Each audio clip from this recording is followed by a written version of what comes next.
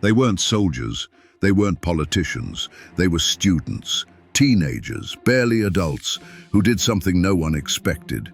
They stood up to a dictatorship and paid for it in blood. Burma, 1962. General Ne Win seizes power in a sudden military coup, ending the country's fragile democracy. His new regime, the Burmese way to socialism, crushed dissent, censored the press, and ruled through fear. But there was one place the generals couldn't silence: Rangoon University. Its students had long been the heartbeat of Burmese politics. They'd protested British colonial rule, they'd marched for independence, and now they watched their freedoms vanish overnight.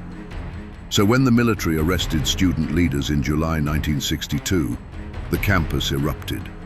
Thousands gathered at the historic Students' Union building, a symbol of national pride, demanding their friends be released.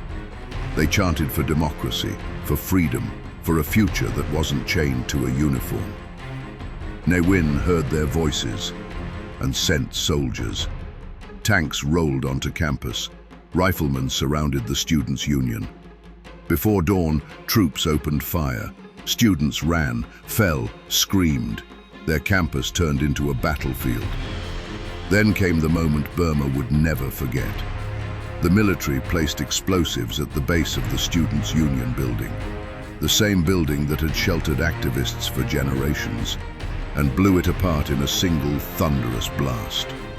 Bricks rained across the courtyard. Bodies lay in the dust. And with that explosion, Ne Win sent a message. This is what happens when you challenge me. But instead of fear, the destruction sparked something deeper.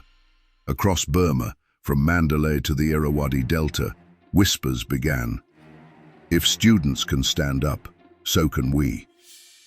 Over the next decades, new uprisings rose from the same spark. 1974, the Youth protests. 1988, when millions joined the nationwide pro-democracy revolt. 2007, the Saffron Revolution led by monks. Each movement traced its fire back to that day in 1962, to the students who refused to kneel. The regime tried to wipe out the rebellion by blowing up a building, but all they did was ignite a generation. The Burmese student uprising isn't just history, it's a warning that the smallest voices can shake the largest dictatorships, and no explosion can silence an idea whose time has come.